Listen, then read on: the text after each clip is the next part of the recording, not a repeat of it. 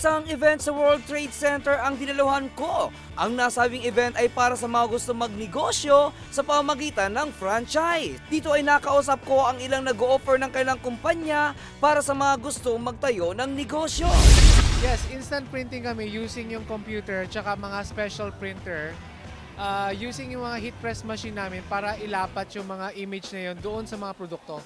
Ang ino-offer namin dito ngayon sa show is a business package para gumawa ng mga t-shirt, mugs, caps, slippers, pati yung mga rock photo. Yan yung mga expertise namin dito. Eh kung balak ko naman mag-franchise, saan ko sila matatagpuan? You can always go to sa website namin, www.transferit.com.ph. Kakaibang sarap naman daw ang offer ng satay manok.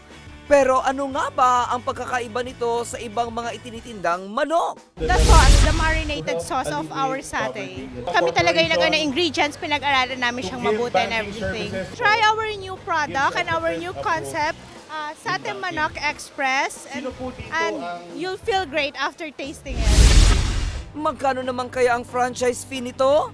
Meron kami for sidewalk, it's 75, and for mall type, it's 190. Samantala, na-curious naman ako sa tagline ng Kuyas Lumpiang Sariwa. Ano nga kaya ang ibig sabihin ng maingay na lumpia?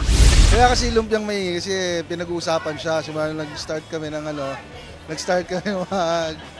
magtayo ng lumpiang sariwa. Pinag-aagawa lang siya, pinag-uusapan kaya tinawag na lumpiang maingay. Inimbita ko kayo, mag-franchise kayo. Start your own business. Start small.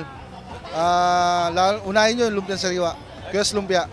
Pagkaing Pinoy naman ang handog ng binalot. Ito yung tinatawag naming all-time Pinoy favorites.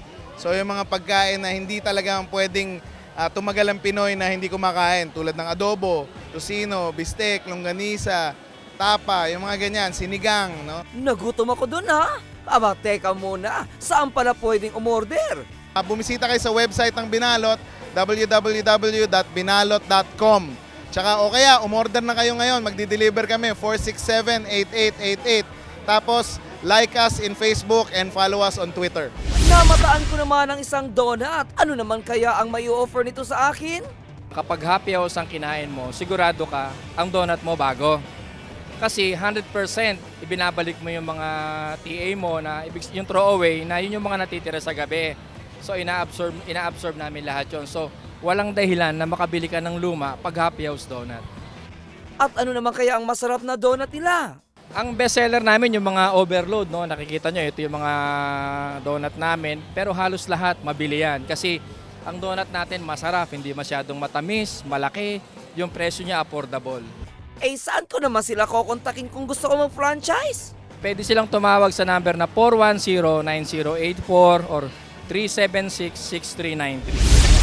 Samantala, dahil medyo maulan-ulan sa labas kung kaya't minabuti kong magpainit muna sa pamagitan ng lugaw. At alam nyo ba ha, nadiskubre kong hindi lang pala lugaw ang itinitinda ng Gouda. Kung hindi niyo po alam, ang Gouda po kasi is the icon in Tap Silog. Lahat po ng mga silog. Actually, Gouda po ang nag-start ng mga silogs na yan.